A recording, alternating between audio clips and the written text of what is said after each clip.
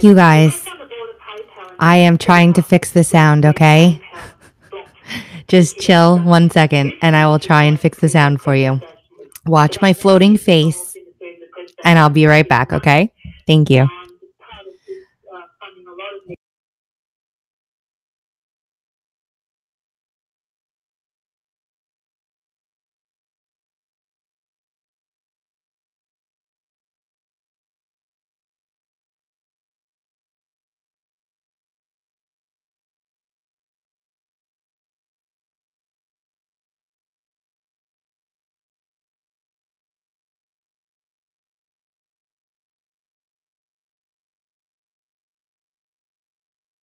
To Julian and WikiLeaks, the truth that no one else would print.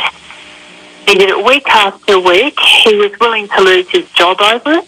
He was willing to be subpoenaed by the US Intelligence Committee for it.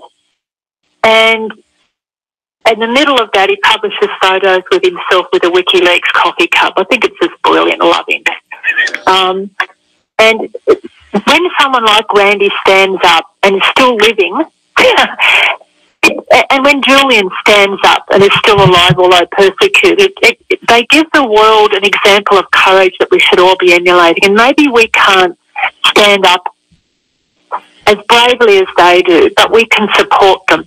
We can get behind them. We can fund illegal. He calls WikiLeaks supporters racist and misogynist. You can't trust WikiLeaks publications, and so on and so goes.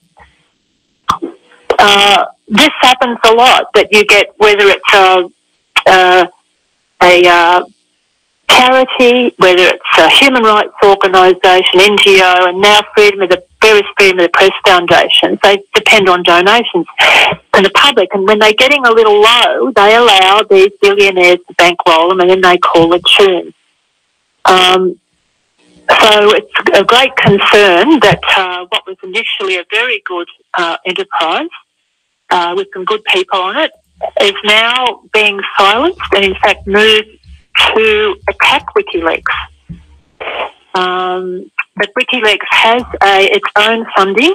You can donate to WikiLeaks, either go onto the WikiLeaks website, wikileaks.org, or go to imwikileaks.org, and you can donate to them there. I would, given the co-option of a lot of these freedom of the press organisations, I would actually suggest that people find a small media that they think is trustworthy and donate directly to them. Don't donate to these foundations, these types of foundations, because they're getting co-opted. This Pierre Onyeda, goodness me, he gave $100,000 to the Never Trump PAC, and he's donated millions of dollars to various other ones. And he's not the only one. These Silicon Valley guru billionaires, you've got Jeff Bezos from Amazon. You know about him, eh? Yes.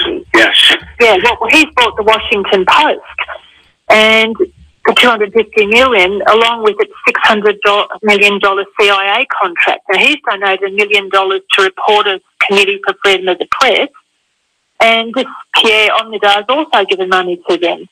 So what appears to be happening is, as the old media is dying, these new Silicon Valley billionaires are either starting up or buying up, and then starting with some of the good journalists from the dying old media. And they're no better. They're no better than the old media. They've got their own political reasons for doing things. And this is why WikiLeaks is different. And some of the smaller media, like Consortium News, I've got a lot of time for Consortium News. Some of the smaller media, you know, they heard this saying, small is beautiful. Look, I really think there's something in that, particularly when it comes to media. Because if the funding is coming from the people, there's way less pressure to push something politically one way or the other. That's wikileaks.org. We can give the address. Okay. Okay, wikileaks.org if people want to find out more about WikiLeaks and see the work that they've done, most recently Vault 7.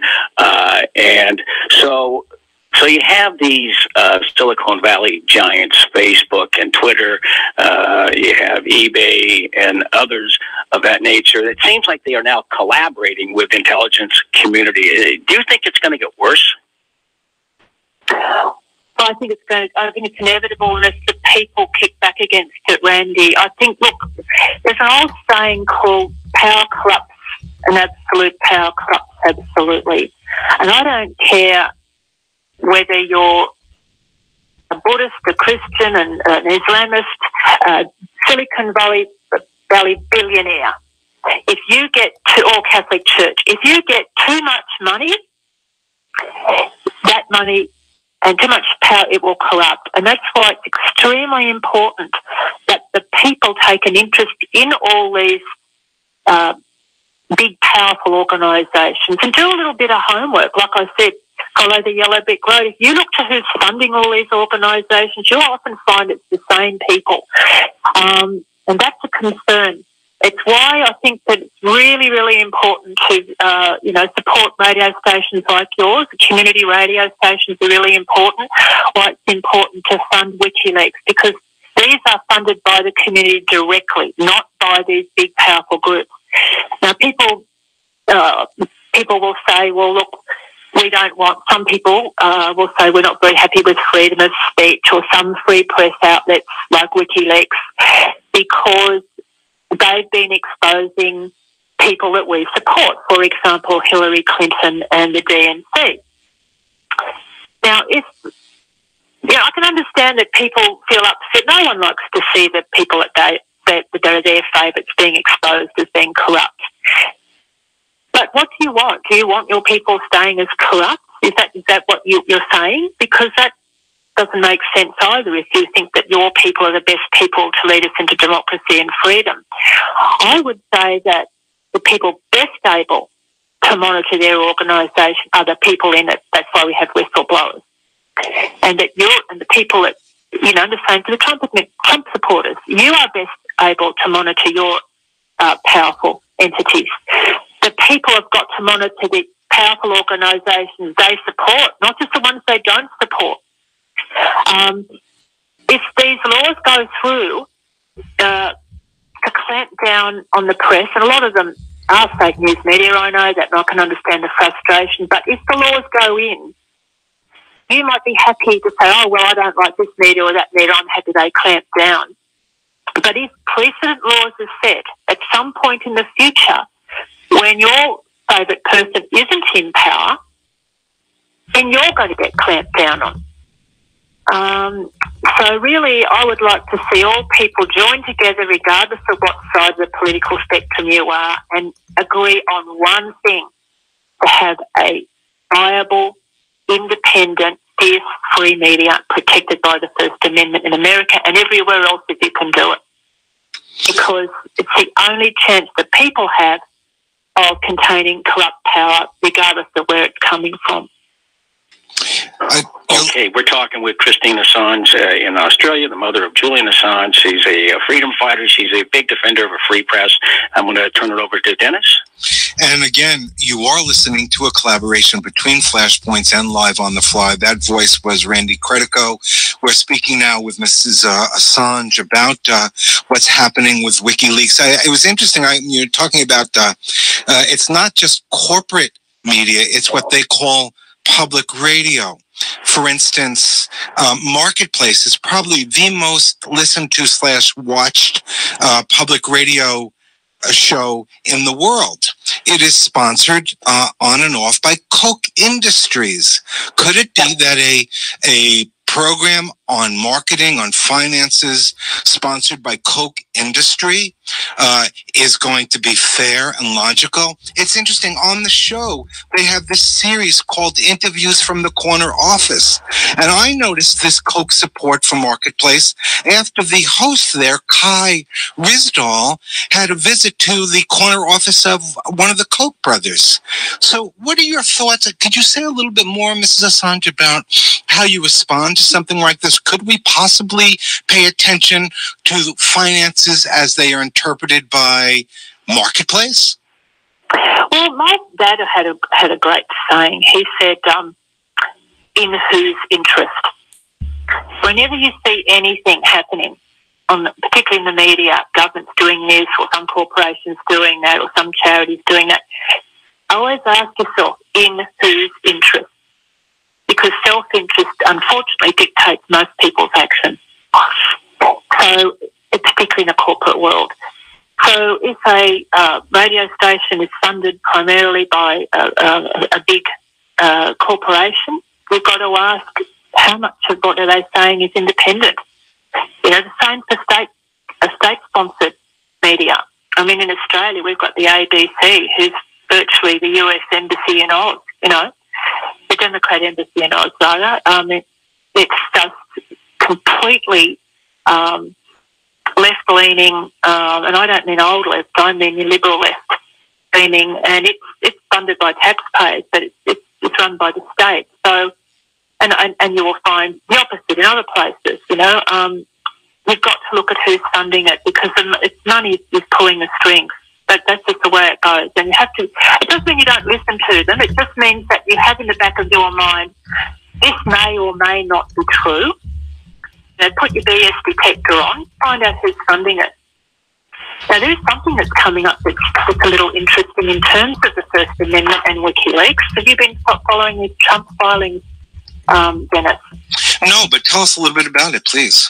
Look, I don't know a lot about it because this happened, but apparently, you know, all this Russiagate rubbish that's on at the moment, after WikiLeaks, there's a private lawsuit going on, Dennis. Yeah, and then there was the distraction. Oh, well, it's Russia, to distract from what it was actually going on, distract and divide. Well, two Democrat Obama lawyers have taken an application against the Trump administration, a lawsuit, basically saying that they were colluding with the Russians. The Trump response to defend the Trump administration inadvertently is going to be protecting WikiLeaks if it gets through. The Trump filing argues under what's called the Bartnicki First Amendment test. So there's a court test. Does it pass the First Amendment test? And it passes the First Amendment test for two reasons. One is it newsworthy of public concern? Yes, it was newsworthy and a public concern that the Democratic National Committee was rigging elections within itself against one of its candidates. That's actually more about election interference than anything else, I would say, and various other things, including with the media, etc., and the pay-to-play stuff with Hillary Clinton. Secondly, the publisher is not involved in theft. Does it satisfy that test? Yes, it does, because WikiLeaks does not hack. WikiLeaks is a publisher. It receives. So it's quite a solid case for disbanding the WikiLeaks grand jury. I'm sure it wasn't put that way for that reason, but in defending themselves, they've defended WikiLeaks against a prosecution, and they've defended them under the First Amendment. So that's an interesting one to watch. Randy, final question. Go on. Okay. Well, where do I go from here? I want to say a couple of weeks back, I got to see your son, Julian, and he is in good health, good spirits. And, you know, it's amazing spending time with him because he has his wits, he has his commitment, he's very brilliant, and his sense of humor. He maintains this incredible sense of humor, very entertaining to be around. What do you ascribe all of those characteristics to? His mom, of course. He's a unique force of nature. He's just lovely. He's got well, look, because he understands the nature of power. He really understands it, and probably more than anyone else in the world, because he reads all those documents that no one else gets to see. Not everyone gets to see everything because they don't release all of it. And I guess anyone who's been under it, you know yourself, you've just been under it. The only way that you can survive an onslaught like this is to have a wicked sense of humour. You don't survive otherwise. And he stands in his truth. He's very committed to something very deep and meaningful, and that is truth. Truth is the gateway to justice. And that's very solid grounding. It's not grounded in an ideology. It's actually grounded in a fact. Look, and on that note, I'd just like to make a comment about asking WikiLeaks. Look, first of all, thanking all the WikiLeaks supporters, the other WikiLeaks supporters who've been fiercely defending Julian all over the world, the lawyers and some of the journalists and the people, of course. But I'd also like to have a little talk to the new WikiLeaks supporters. I mean, those of us who have been around for a long time know that Julian and WikiLeaks come under significant attacks and black propaganda from time to time to destabilise them. The last one was when Julian's Twitter account went down with some sort of computer glitch. And all of a sudden, out come all the twitchy anti-WikiLeaks trolls all over WikiLeaks feed and our feed, saying that Julian's been compromised, has been taken over by the CIA, WikiLeaks can't be trusted, don't fund them anymore, all this sort of nonsense, okay? I would ask the new WikiLeaks supporters not to buy into this. You may have your concerns, of course we all do, because we all love Julian, we want to defend him and protect him. But it is far better because WikiLeaks is actually at war. The US State Department and the Deep State have declared war on WikiLeaks. It was written in a US cable some years ago that the investigation into WikiLeaks was unprecedented in scale and nature. That was bigger than Bin Laden. My son is the subject of the investigation bigger than Bin Laden, okay? So you can imagine what forces here up against. So I would ask the new WikiLeaks supporters, just hold the line, okay? Just wait. Wait till you hear from WikiLeaks. If anything happens to my son, don't you worry. I'll be out there screaming from the rooftop, all right? His friends, his colleagues, his lawyers, we will all let you know if anything's gone wrong. You don't have to worry about that. Have concerns, for sure, have concerns. But don't get sucked in by the anti-WikiLeaks propaganda that they've been taken over by this opportunistic response every time Julian has a day off Twitter. Julian is not a machine. He's a human being and he's suffering under extreme detention conditions. No sunlight at all for 5 years, no vitamin D, no fresh air and no exercise. I don't know how he does it. But for goodness sake, if he has a couple of days off, don't freak out. If you are concerned, and good on you if you are genuinely concerned, do something practical. Make a donation to his legal defence fund at imwikileaks.org or join the WikiLeaks task force, now over 100,000 strong it's at WL Task Force. Or if you're artistic, join the WikiLeaks Art Force at WL Art Force. There's a lot you can do. Get on Twitter and defend him. Contact your local representative. Anxiety like that is non-productive when it's not put into action. We need WikiLeaks warriors, not WikiLeaks worriers. And you can get your WikiLeaks warrior gear from the WikiLeaks shop, and 100% of their profits go to WikiLeaks. The coffee is much better in a WikiLeaks cup. Take it from me. Oh, my God. All right. On non-commercial radio, that in the background is Randy Credico. We've been speaking with Mrs. Assange, Christine Assange, activist, warrior. It reminds me a little bit, hearing you talk, Mrs. Assange, reminds me of my mom. I remember when I was about 7 years old, she was a woman in the man's working world. And I used to sort of help her put on her makeup. And she used to refer to her makeup as war paint. And it's a little bit like that, isn't it? I mean, when you go to work, you put your uniform on, and once you put that on, whether you're a nurse or a policeman or any other uniform, and that does put it. That kind of gets you in the mood, doesn't it? I agree. And there's some fantastic stuff at the WikiLeaks shop. There's some very funny stuff, really humorous stuff, very deep and meaningful stuff. Everything from T-shirts and hoodies and bandanas, and it even got umbrellas. Okay. And posters, and So have a look and support WikiLeaks and get some good merchandise as well. Okay. But no My Pillow, though. Okay. All right. Mrs. Assange, Christine Assange, an honor to have you from somewhere in Australia. We thank you for joining us, and we hope we can continue this dialogue. I'm Dennis Bernstein with Randy Credico. This is a continuing collaboration between Live on the Fly with Randy Credico and Flashpoint's National News. And in one moment, we're going to be speaking to another very courageous man. His name is John Carrico, and he's a former CIA analyst, whistleblower, spent almost 2 years in jail, and wrote a book called Doing Time Like a Spy, How the CIA Taught Me to Survive and Thrive in Prison. Take a musical break. We'll be right back. Stay put. When I was a young man, I carried me pack, and I lived a free life of the rover. Do you guys want to hear that music? From the Murray's green basin to the dusty out. If you guys want me to keep playing this, I will. It looks like Mrs. Assange is done. So it's really up to you what I do. Do you want me to keep going? It's time to stop.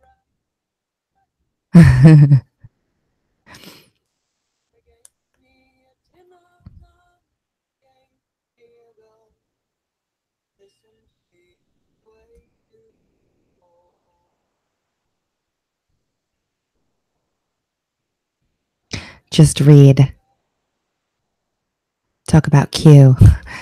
The chat is moving by really quickly. I don't do very many live streams, so I don't have my chat set up for all of you amazing folks that are here right now. Do you guys remember it was the day of WikiLeaks' 10th anniversary and everybody thought they were going to drop the Podesta emails that day?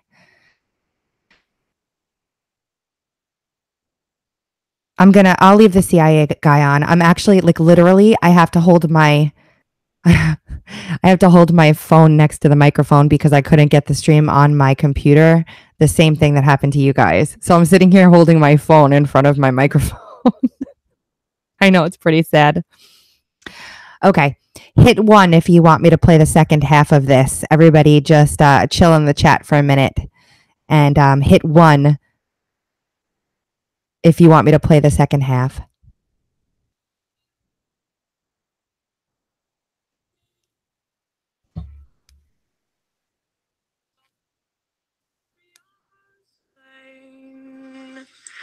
We buried ours. And you're listening to a special collaboration of Flashpoint's National News and Live on the Fly with Randy Credico coming out of New York City. This is an ongoing 2-year collaboration between Flashpoints and Live on the Fly with Randy Credico. And we're going to continue this discussion with Randy Credico and also with John Carrico. As I said, Mr. Carrico is a former CIA analyst. He spent some 23 months in prison after helping expose the CIA's torture program. His most recent book is Doing Time Like a Spy, How the CIA Taught Me to Survive and Thrive in Prison. And I believe we've got Randy Credico back with us. And welcome, John Carrico. Happy to be with you. Thanks for having me. Well, it's good to have you with us. And welcome back, Randy.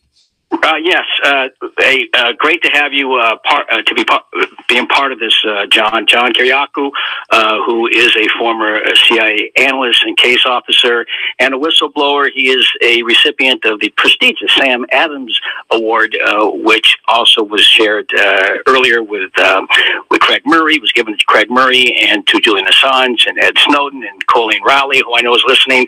And he's got a great radio show called Loud and Clear that he co-hosts with Brian Becker, and I had the great pleasure of being on your show last week, John. Had a great time. Yes, it was. John, let me just begin. We were just talking to Christine Assange, and you know, I look at your past. You spent 2 years in prison as a whistleblower, and when you were in prison, you sent a letter to Ed Snowden telling him not to talk to the FBI. You were charged with 3 counts of espionage and then lying to the CIA. So, Julian Assange, would you give him the same kind of advice, not about the FBI in particular, but by any kind of intelligence organization? What is your advice to Julian Assange at this point? Yes. My advice is to trust no one but your hand-picked attorneys, because the U.S. government will do literally anything to make sure that you spend the rest of your life in prison. It's that simple. Right. So, well, what about you went through the criminal justice system, and so when you went through that criminal justice system, was it really Kafka-esque? Is that what he's looking at? Because a lot of people say, well, Julian, why don't you just come over here, face the music, and, Oh, yeah. No, listen, you didn't even have to finish that question, and I can give you an answer. It's literally impossible for Julian to get a fair trial in the United States, and I'll tell you why. Number one, he would likely be tried in the Eastern District of Virginia, which is also called the Espionage Court. And the reason it's called the Espionage Court is that the federal government tries to try every national security case there, because no national security defendant has ever won a case in the Eastern District of Virginia. Just among the most recent cases, you have my case, you have Jeffrey Sterling's case, Ed Snowden has been charged in the Eastern District of Virginia, and anything having to do with terrorism. There's a reason why these cases are charged in EDVA in Alexandria, and it's because you don't have a prayer of winning. Think of it, too. When your jury is made up of people from the CIA, the FBI, the Department of Homeland Security, the Pentagon, and intelligence community contractors, they would convict a bologna sandwich, as the old saying goes. You don't have a prayer. And if you can't get a fair trial, why come back? It's just not worth it. Well, that being said, shouldn't the Intel Committee, who has summoned me, summoned Roger Stone, has summoned just about everybody, but they haven't even attempted to, interview Julian Assange? Why do you think they have not attempted to interview the person that is the focus of half of this Russiagate investigation? Because I don't think that they really want to know the truth. You know, both parties have this narrative that they're running with. The Russians did it, or the Russians didn't do it. And I think that they're afraid of what the truth might be. I honestly believe that the oversight committees, the committees that are carrying out these congressional investigations, really don't want to get down into the weeds, because it just may not fit their political agenda. We are talking with John Kiriakou, former CIA officer, investigator, who spent 2 years in prison, Loretta, so-called minimum security prison. You can talk about that in a minute. But low security, actually. I'm with. I'm Randy Credico, live on the fly, and host of Flashpoints on Pacifica. Dennis Bernstein. Dennis. And again, John Kiriakou, it is great to have you with us on this collaboration with Randy. Your courage around this has been extraordinary. I have to ask you, why did you join the CIA? Oh, that's a great question. I was young and naive and wanted to serve my country. I'm the grandson of immigrants. All 4 of my grandparents came to the United States from the island of Rhodes, which had been under Ottoman occupation and then Italian occupation. And when we got here, well, to hear my grandfather tell the story, Franklin Roosevelt was personally waiting for him at Ellis Island to give him citizenship and a job in a steel mill. And so there was always this notion in our family that we had to pay the country back because it had been so good to us. And so I only considered public service. I didn't even consider going into the private sector. And I wanted to see the world. I thought it would be exciting. I was in graduate school at George Washington University, and I had a professor who pulled me aside after class one day and said, listen, I'm not really a professor here. I'm a CIA officer undercover as a professor here, and I'm looking for people who might fit into the CIA's culture. Would you be interested in working for the CIA? And the truth is, I was getting married just 2 weeks after graduation. I had no job. I had no real prospects for a job. And I said, sure, I'd be interested in working for the CIA. And the next thing I knew, I found myself at headquarters. Wow. Do you have any regrets? I have a lot of regrets. Not about well, yeah, what were you going to say? I'm sorry. Yeah, no, that's okay. I don't regret joining the CIA. I regret not standing up earlier. I regret not resigning in a huff. I regret not going public earlier. I kept my mouth shut for a lot of years before I finally said something about the CIA's torture program. Yeah, I regret trying to just go with the flow. I shouldn't have done that. I should have stood up earlier, and maybe I could have even convinced others to stand up as well. So I do regret that. This is Randy Credico. John, follow up on that. But you don't regret being a whistleblower and exposing CIA torture, though? Absolutely not. Listen, the price has been high, but the price is high for anything that's worth doing.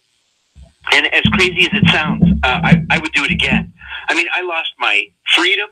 I lost my pension. I owe my attorneys still, after going broke, I still owe them $880,000. I'll never really work again. I mean, not really. But it was worth it. Somebody had to say something. This is an abomination, this torture program. This was a violation of the Constitution, of the law of the land. It was a violation of the UN Charter and the UN Convention Against Torture. Somebody had to say something. And I'm glad that it was me. It was a lot worse than what you originally thought, though. You thought there was only one case against Abu Zubaydah. Right. Abu Zubaydah. Yeah, it was far worse. And we only learned in 2009 from the declassified version of the CIA Inspector General's report that the cables that were coming back from the secret prison saying that Abu Zubaydah was being tortured, that those cables were lies. You know, the cables were saying, don't worry, we only did it once, he cracked immediately, he gave us all this great stuff. Well, every word of that report was a lie. In fact, they had tortured Abu Zubaydah, they had waterboarded Abu Zubaydah 83 times, not one time. He did not crack. In fact, he never gave the CIA any actionable intelligence. And the intelligence that the CIA was reporting back was actually 2-week-old information that Abu Zubaydah had already given to the FBI. And they were just doing a regular, normal FBI custodial interview where you sit across the table from the guy, offer him a cigarette and an orange, and engage him in a conversation. So everything, literally everything about the CIA program was a lie. Okay, we're talking with John Kiriakou, who is a recipient of the Sam Adams Award and many awards from the CIA. You were highly decorated. You got 10 awards from the CIA and many whistleblower groups. I'm joining Dennis Bernstein out of Berkeley, out of the Pacific flagship channel. Dennis. Well, I want to ask you a little bit more about resistance, John Kiriakou, and how you maintain it. As we said, you spent some 23 months in prison. Your book is called "Doing a Time Like a Spy: How the CIA Taught Me to Survive and Thrive in Prison." I'm thinking of a line by the great Turkish poet Nazım Hikmet, who spent many years in prison because some soldiers put one of his poems up in the barracks about liberation, and he ended up spending a hell. An extraordinary poet and resistor, and he ended his poem called "Some Advice to Those Who Are Doing Time or Serving Time," and the ending line is, it's all about how you sustain yourself, and he said, and the bottom line is you have to make sure that the jewel on the left side of your heart doesn't lose its luster. I want to hear about resistance and how people can stand up. Randy's facing this investigation from Congress. Many people who tell the truth have to deal with the consequences. There's a saying, I've said it before, it's very powerful. Truth has few friends, those few are suicides. And you think about Malcolm X, Martin Luther King, Mahatma Gandhi, and the list goes on. So talk about resistance and why you continue in the fact. By the way, when you were arrested, were you dragged out of your? How were you arrested? Well, it's kind of an ugly story, and this is really what led me to write that letter to Ed Snowden. And to tell the story, I need to go back a year before my arrest. A year before my arrest, I was the senior investigator on the Senate Foreign Relations Committee, Democratic staff. I was working for John Kerry, and I served as his intelligence advisor. And one of the great things about that job is that you get to have lunch with foreign diplomats all the time, 2-3 times a week, and you talk about the issues of the day. And so a Japanese diplomat called me and invited me to lunch, and we met at a restaurant on Capitol Hill. Had what I remember being a delightful conversation. Israeli elections, Turkish elections, the peace process, etc. And at the end of the lunch, he said to me, "So what's next for you?" And I said, "Well, I think I'm going to resign soon. I promised Senator Kerry I'd give him 2 years, and it's been 2.5. And I have 5 children. I think I need to go into the private sector and make some money." And very excitedly, he said, "Oh, no, don't do that. If you give me information, I can give you money." And I said, "What's wrong with you making a pitch like that? Shame on you. You know how many times I've made that pitch in my career?" And I went directly, without stopping, to the office of the Senate Security Officer. And I said, I was just pitched by a foreign intelligence officer. He asked me to write it up as a memo, which I did, and he sent it to the FBI. The next day, 2 FBI agents came to interview me, and they said, "Okay, here's what we want you to do. We want you to call him back, invite him to lunch, and get him to tell you exactly what information he wants and how much money he's willing to pay for it." So I did that, and I wrote up a memo, and I sent it to the FBI. And then they asked me to do it a second time, and then a third time, and then a 4th time, which I did. So finally, the guy tells me he had been promoted, he got his dream job, he's going to Cairo to be the number 2. We shook hands. I never saw him again. A year later, the FBI calls me and asks me if I will come in for an interview. And this is what they do. They trick you, and they say, "Remember that case you helped us out with a year ago?" I said, "Of course." They said, "Well, we need your help." And I said, and these were my exact words, I said, "Anything for the FBI."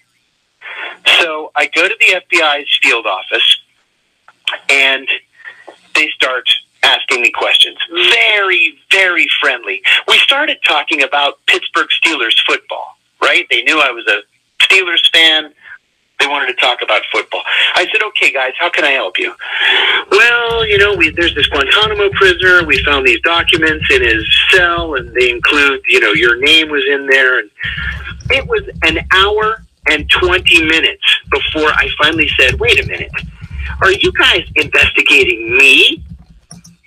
And they said, "You should know that as we're speaking, we're conducting a raid on your home," which they were. 12 agents broke down the door of my house, went through. It took them 8 hours to go through the house. They took all of our electronics, computers, hard drives, phones, my son's laptop, you name it, they took it. It was later in discovery that we found these documents that indicated that there never was any Japanese diplomat. He was an FBI agent, undercover, pretending to be a Japanese diplomat, because the CIA had sent a memo to the Justice Department saying, "Charge him with espionage." And the Justice Department wrote back, and we had all this in discovery. The Justice Department wrote back and said, "But he hasn't committed espionage." And the CIA wrote back and said, "Charge him anyway and make him defend himself." Well, they were trying to get me to commit real espionage, but I kept foiling the plan, because every time I would have lunch with their guy, I would write up the memo exactly as the meeting had taken place, which is what I was trained to do by the CIA. Wow. And so finally, they wrote a memo back to the CIA saying, listen, he's not going to take the bait. We need to just end this operation. And that's why they came up with the story that the guy had been transferred to Cairo. So this comes back to my bottom line.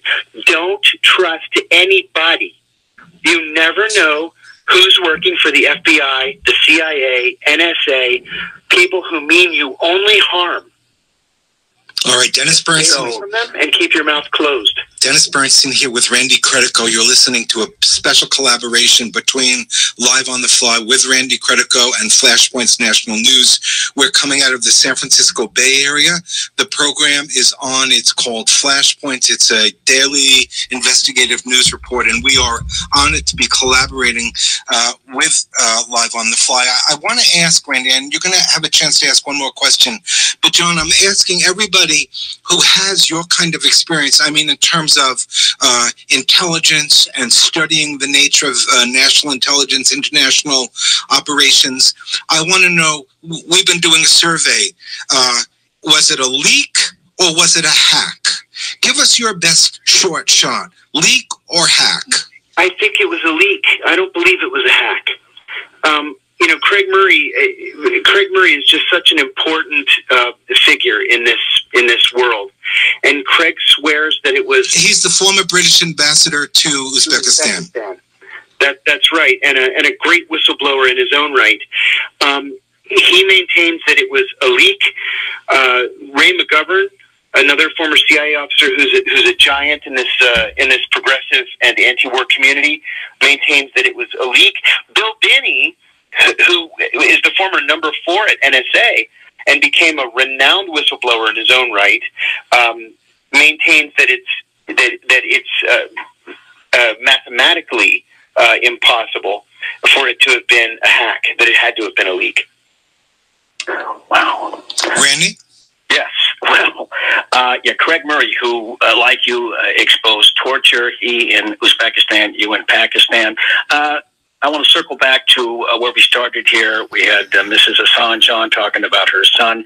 Can you, in the few minutes that we have left, just kind of summarize the importance of the work that Julian Assange represents?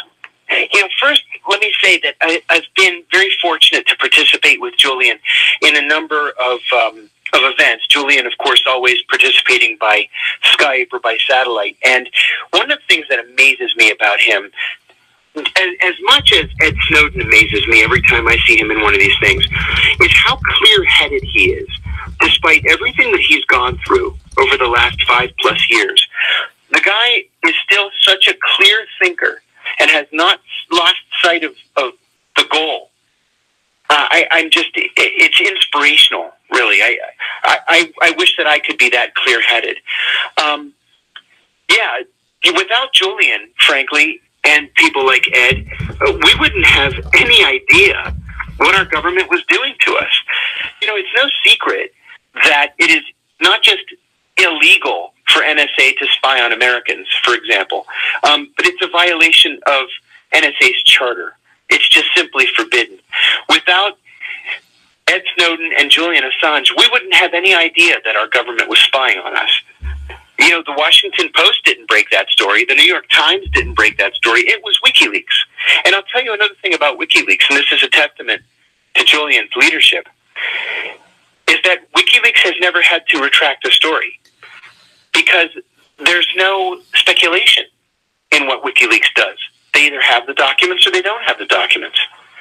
And where else are you going to send the documents? You're going to send them to The Intercept? If you do, you're going to end up in prison, because The Intercept can't handle confidential sources. WikiLeaks certainly does, and that's because of Julian Assange. That's amazing. All right, well, we're out of time.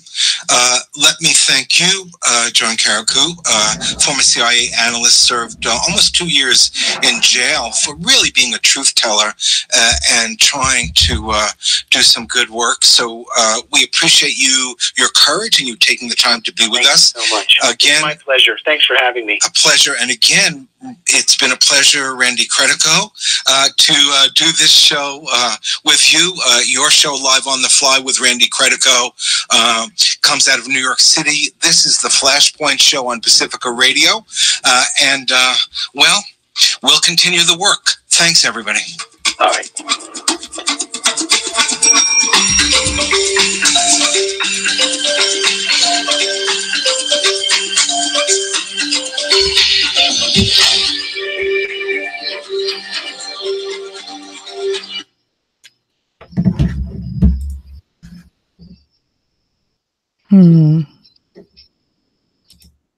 Hi. That was really cool. I'm glad I was able to do that for you guys. Let's review. It's funny because a lot of times when interviews are hyped like this, it doesn't turn out being exactly what you thought it would be. But this was actually nice to listen to. It's not like we learned anything we didn't necessarily know for sure. But like I said in the beginning, it was really interesting when they did the 10-year press conference. And it was like 4 o'clock in the morning. And I was up to listen to it because I get up early in the morning. So I'm up early in the morning listening. Oh, goodness. Where did that come from? Hold on. Sorry about that. So I'm sitting there waiting for them to drop some kind of amazing information, and it never happened. And I'm like, why would they do it at 4 o'clock Eastern time when like DC is on Eastern time and, blah, blah, blah, blah, blah. And then sure enough, a few days later, and remember like Alex Jones went crazy. Alex Jones went nuts. It was funny. So yeah, I just wanted to put this up because I know that a lot of people couldn't get it. I couldn't get it. So like I said, I held my phone up for you guys so you could hear it. I appreciate all of you guys too.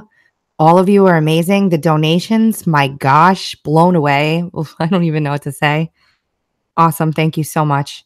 I do good things with that stuff. Let's see some questions. So many people know nothing. We're working on that. Let's see. I love you too, guys. Thank you. I appreciate you too. It's been an interesting few days. I know that there was Q drops today. I'm going to cover them probably tomorrow. Waiting because they felt open-ended to me. So I'm waiting. And I have other things too. Yes, the blocked flights, the fires, what I've been trying to do, the plane crashes, the small plane crashes, all of that. What I've been trying to do is I've been trying to culminate my words are not coming to my brain right now. Collaborate all of those together, collate them into one little document. Thank you, Beverly. And thank you. This is crazy. You guys, really? Beverly and Holiday. Thank you guys for that. Wow. Anyway, I'm trying to get them all together into one document so that I will be able to share them with you guys and kind of go through a timeline on them because there are so many little random things going on all over the place they're not like one set. There's like a little airport outage in upstate New York, and then there's like a small little plane crash in Costa Rica, and then there's like something, the plane that disappeared over Texas, and all of those little things. I feel like they need to be laid out nicely. Now, I will say, Scott Anthony on Twitter @ScottAnthonyUSA has been doing a fantastic job. And maybe I'll just go to his Twitter right now while I'm on here. If it works. That's weird. He's been doing a great job with all the plane stuff.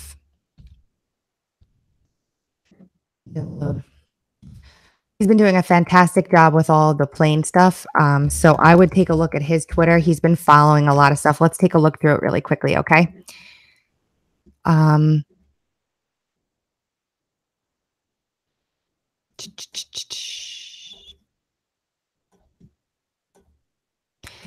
Here is 2 Navy P-3 Orion anti-submarine aircraft northwest of Seattle, Washington. You know, he's got all this stuff. He's doing it live. He says, pretty much my basic home screen these days, all quiet so far. And this is what he's been doing. He's been pooling these things. He's amazing. Oh my gosh, I can't even take all the, you guys really. Anyway, he's amazing. I follow him I talk to him and he's so kind. He gives me a shout out every now and again too. It's really important that we all stick together and keep our heads above all the nonsense. And I think if there's anything that I could stress to you guys at this point, it's that we need to keep our eyes on this stuff and we need to work together and ignore everything else but what our end goal is, which is to be educating people on what's happening and trying to piece it together and figure it out together so that we can help other people to understand it. That is literally the only thing that matters right now. The only thing that matters. Literally. That's all I'm saying. Anyway. So he does all the plane stuff. So I wanted to get all that stuff together and, you know, put it all together in a document and walk through it for you. I try, like I said, you know, I try to do breaking news occasionally. Roy Potter's an amazing and kind person too. Sorry. This is the problem why I don't do live streams. I have a hard time because somebody's going to watch this video back, right? And they're going to hear me talking to you guys and not be able to see what I'm responding to. Oh, goodness. Anyway, so I like to wait. I'm not necessarily like the breaking news person, to be honest. I do sometimes get something that I put out quickly, but I much more prefer to kind of sit back, wait for things to come in, look at them, take 10, 15, 20 articles, take a look at them, read them all, put them together, figure out some kind of a plot. Why, when, where, who. The only time that reporting something instantly really, really matters, in my opinion, is when it's some kind of massive psyop or massive terror attack that looks suspect, or like some kind of a massive event. Then you really want to start jumping and spitting things out immediately. I like to be cautious in a lot of ways and take a look at everything. And like yesterday, I tweeted out the executive order, not the executive order, the statement from Donald Trump about Bannon. Thank you, Darren. My gosh, what am I going to do today? This is crazy. Oh my God. I tweeted out that statement and it looked over the top, right? And it looked a little crazy. And I was like, I almost wished I would have waited before I tweeted that out, because it would have given me a lot more perspective and I wouldn't have had to go back and explain what I was thinking and stuff like that. Anyway, that's my opinion on that stuff. So I try to do it when I can, but it's not my thing. I'm not like looking to scoop people. That's not my thing. I don't care about that per se. What do I think about the Trump video? Oh, yeah. So the Trump video was really weird. I was like, it almost felt to me like he wasn't really there. Like you would think like, okay, why would they do that in the first place? What would be the benefit of them putting a video on of Trump during a press briefing at the White House? I don't see what the point of that would be, quite honestly. It's almost like he isn't really there. I don't know. Like, I'm just speculating, 100% speculating. Here, let's take a look. I'll show you guys.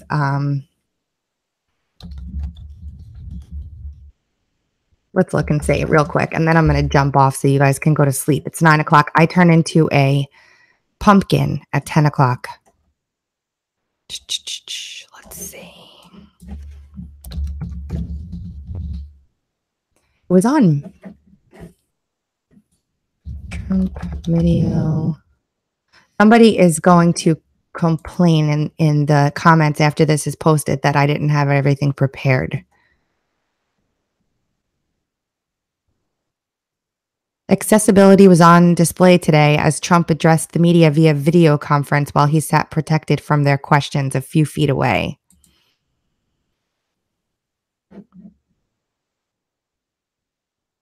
Pretty interesting. So it was broadcast on screens. And there's really nothing coming up here, which is pretty weird. I was seeing it. They had it on Moments. Let's see.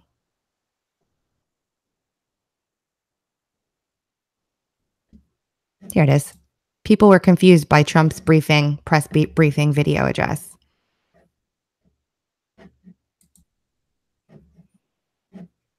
So it's just like basically a recorded statement of him, pre-recorded, with him talking about tax reform. And then a bunch of people had a problem about it. Like Sarah stands there. And then somebody says like Donald Trump is at the White House, but just video conference into the White House press briefing because he was so afraid to face the press.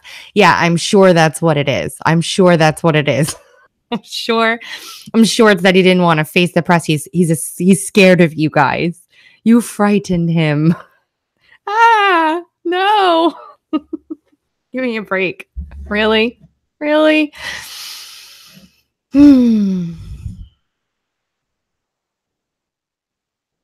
So I didn't really expect to be saying anything. I just wanted to live stream the interview for you guys. I'm not,